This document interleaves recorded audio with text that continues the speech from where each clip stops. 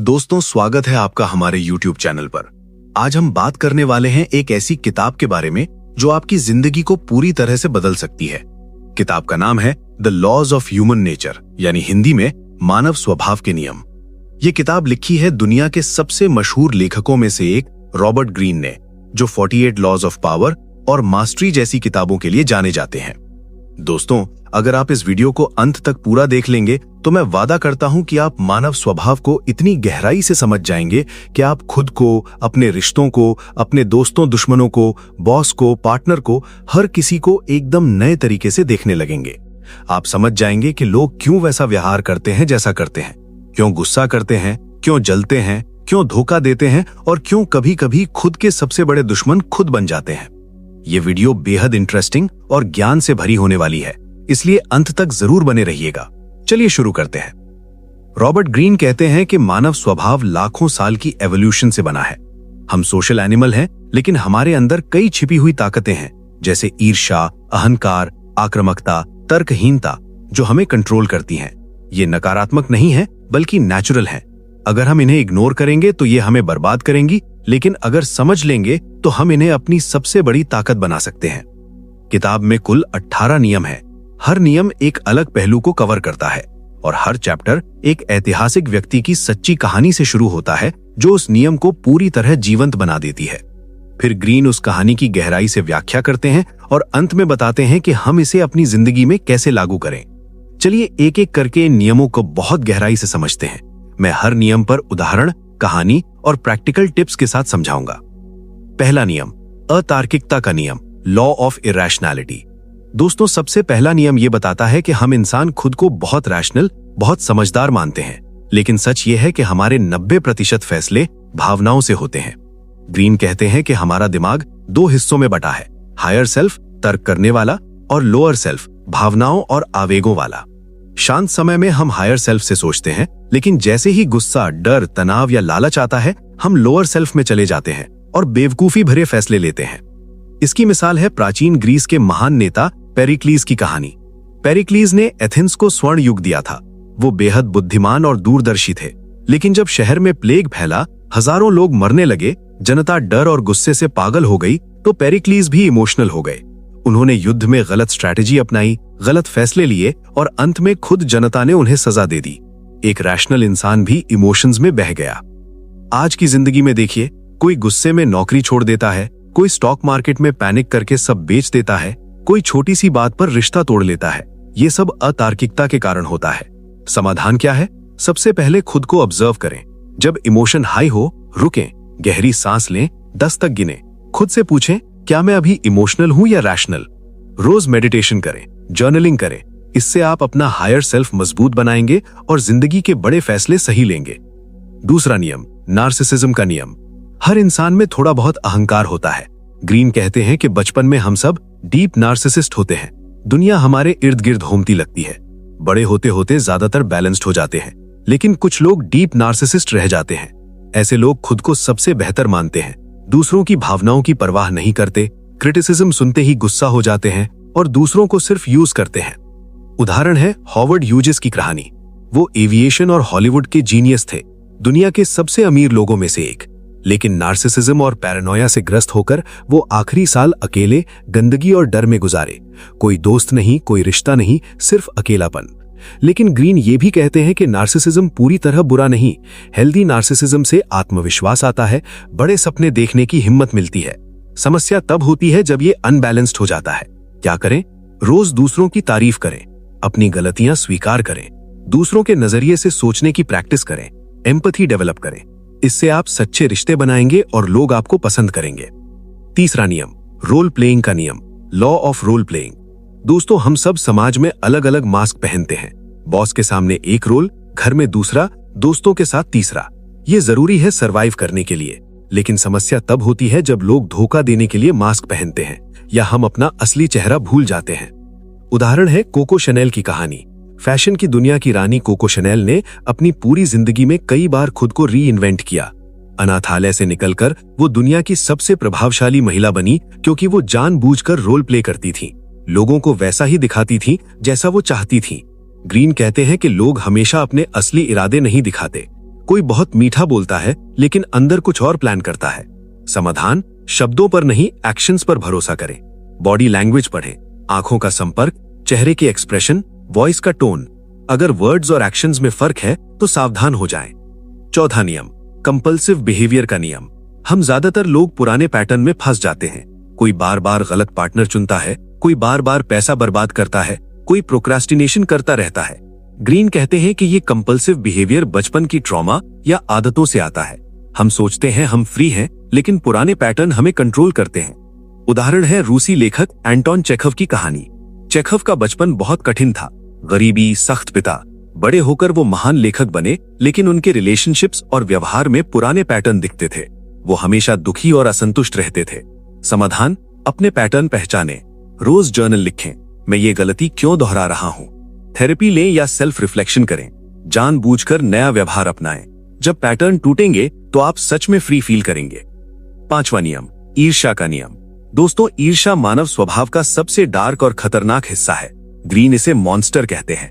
हम दूसरों की सक्सेस, खुशी, कार, घर देखकर अंदर ही अंदर जलते हैं। ये भावना इतनी छिपी होती है कि हम खुद भी स्वीकार नहीं करते। ईर्ष्या पैसिव यानी अंदर जलना या एक्टिव यानी दूसरे को नीचे गिराने की कोशिश करना हो सकती है। इतिहास में कितने राजा, नेता ईर्ष्या से गिरे। समाधान, अपनी लाइफ पर फोकस करें। दूसरों की सक्सेस को इंस्पिरेशन माने। अगर कोई आपको जलन दिला रहा है, उससे दूरी बनाएं। रोज अपनी छोटी छोटी जीत सेलिब्रेट करें। इससे ईर्ष्या कम होगी और आप खुश रहेंगे। छठा नियम, शॉर्ट साइटेडनेस का नियम।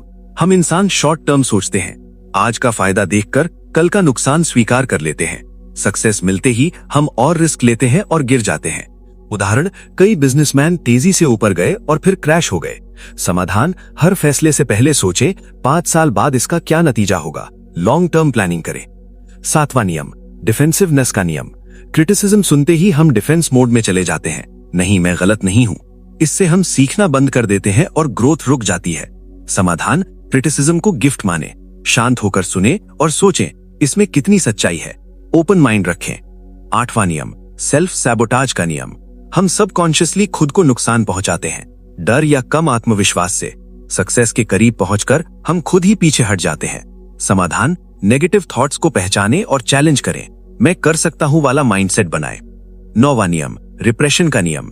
हम नेगेटिव इमोशंस, गुस्सा, दुख, डार्क साइड को दबाते हैं, लेकिन दबाई हुई चीज बाद में विस्फोट करती है। ग्रीन कहते हैं अपनी शैडो सेल्फ को स्वीकार करें। समाधान, हेल्दी तरीके से एक्सप्रेस करें, जिम, लेखन, बातचीत से। 10वां नियम, ईर्ष्या का नियम, लॉ ऑफ एनवी। दोस्तों, ईर्ष्या मानव स्वभाव का सबसे छिपा हुआ और खतरनाक हिस्सा है। रॉबर्ट ग्रीन इसे फ्रेजाइल ईगो से जोड़ते हैं। हम दूसरों की सक्सेस, खुशी, लुक्स या रिलेशनशिप देखकर अंदर ही अंदर जलते हैं, लेकिन इसे स्वीकार नहीं करते।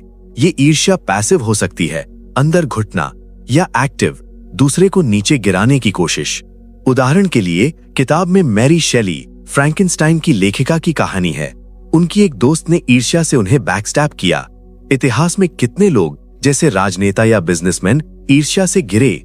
आज की लाइफ में सोशल मीडिया सबसे बड़ा ट्रिगर है। किसी की लग्जरी लाइफ देखकर हम खुद को कम फील करते हैं। समाधान, ईर्ष्या को पहचानें और इसे मोटिवेशन में बदलें। दूसरों की सक्सेस को इंस्पिरेशन माने। अपनी छोटी जीत सेलिब्रेट करें। अगर कोई आपको बहुत जलन दिलाता है तो दूरी बनाएं। इससे आपका फोकस अपनी ग्रोथ पर रहेगा। 11वां नियम, ग्रैंडियोसिटी का नियम, लॉ ऑफ ग्रैंडियोसिटी। अपनी सीमाएं जानें। सक्सेस मिलते ही हमारा अहंकार इतना फूल जाता है कि हम खुद को अजेय मानने लगते हैं। ग्रीन कहते हैं कि थोड़ी सी सक्सेस भी हमें ग्रैंडियोस बना देती है। हम रियलिटी से कट जाते हैं, बड़े बड़े रिस्क लेते हैं और क्रैश हो जाते हैं। सच्ची कहानी है माइकल आइजनर की, जो डिज्नी के सीईओ थे। 1980-90 में उन्होंने डिज्नी को पीक पर पहुंचाया, लेकिन सक्सेस से ग्रैंडियोसिटी आई। वो खुद को जीनियस मानने लगे, गलत डिसीजंस लिए और आखिरकार इस्तीफा देना पड़ा। रियल लाइफ में देखिए, कई स्टार्टअप फाउंडर या सेलिब्रिटी सक्सेस के बाद ओवर कॉन्फिडेंट होकर फेल हो जाते हैं। समाधान, हमेशा ग्राउंडेड रहें, अपनी कमजोरियां और लक की भूमिका याद रखें, फीडबैक लें, खुद को चैलेंज करें, प्रैक्टिकल ग्रैंडियोसिटी अपनाएं, बड़े विजन रखें लेकिन रियलिस्टिक प्लान के साथ। इससे सक्सेस लॉन्ग लास्टिंग होगी। 12वां नियम, जेंडर रिजिडिटी का नियम। अपने अंदर की मर्दाना और औरताना एनर्जी को बैलेंस करें। हम सब में मेल और फीमेल दोनों एनर्जी होती हैं, लेकिन सोसाइटी हमें रिजिड बना देती है। मर्द को स्ट्रांग और इमोशनलेस, औरत को सॉफ्ट और केयरिंग। ये बैलेंस ना होने से पर्सनैलिटी इम्बैलेंस हो जाती है। ग्रीन कहते हैं कि सबसे अट्रैक्टिव और पावरफुल लोग दोनों साइड्स को इंटीग्रेट करते हैं। उदाहरण है कुछ हिस्टोरिकल फिगर्स जैसे क्वीन एलिजाबेथ प्रथम, जो मर्दाना लीडरशिप और फेमिनिन चालाकी दोनों यूज करती थी। आजकल देखिए, कई मर्द इमोशंस एक्सप्रेस नहीं करते तो रिश्ते खराब होते हैं। औरतें अग्रेसिव नहीं बनती तो करियर में पीछे रह जाती हैं। समाधान, अपनी ऑपोजिट साइड को एक्सेप्ट करें। अगर मर्द हैं तो एम्पैथी डेवलप करें, अगर औरत तो असर्टिव बने। इससे आप ज्यादा कंप्लीट, क्रिएटिव और अट्रैक्टिव बनेंगे। 13वां नियम, एमलेसनेस का नियम, पर्पस के साथ आगे बढ़ें। यंग एज में हम डायरेक्शनलेस फील करते हैं। बिना स्ट्रॉन्ग पर्पस के हम ड्रिफ्ट करते रहते हैं, एक जॉब से दूसरे, एक रिलेशन से दूसरा। ग्रीन कहते हैं कि लाइफ का पर्पस ढूंढना सबसे जरूरी है। उदाहरण है कई यंग पीपल की स्टोरीज जो एक्सप्लोर करते हैं लेकिन जल्दी फोकस सेट कर लेते हैं। समाधान, अलग अलग चीजें ट्राई करें, हॉबीज, जॉब्स, स्किल्स, अपना पैशन ढूंढें। एक बार पर्पस मिल जाए तो पूरी एनर्जी लगाएं, इससे लाइफ में डायरेक्शन और सेटिस्फैक्शन आएगा। 14वां नियम, कंफॉर्मिटी का नियम, ग्रुप के डाउनवर्ड पुल से बचें। हम सोशल एनिमल हैं, इसलिए ग्रुप में दूसरों की तरह बन जाते हैं। विचार, बिहेवियर सब कॉपी। ये सर्वाइवल के लिए अच्छा है, लेकिन इंडिविजुअलिटी खत्म कर देता है और ग्रुप थिंक से बड़े मिस्टेक्स होते हैं। हिस्ट्री में कई क्राइसिस ग्रुप कंफॉर्मिटी से हुए, जैसे फाइनेंशियल बबल्स। समाधान, ग्रुप में भी इंडिपेंडेंट थिंकिंग रखें, अलग ओपिनियन दें, अकेले टाइम स्पेंड करने, रिफ्लेक्ट करने के लिए। इससे आप स्टैंड आउट करेंगे। 15वां नियम, फिकलनेस का नियम, लोगों को फॉलो करने के लिए मजबूर करें। लोग लीडर्स की तारीफ करते हैं, लेकिन जैसे ही पावर मिलती है संदेह करने लगते हैं और गिरा देते हैं। लीडरशिप हमेशा अस्थिर होती है। उदाहरण है मार्टिन लूथर किंग जूनियर या अन्य लीडर्स की स्टोरी।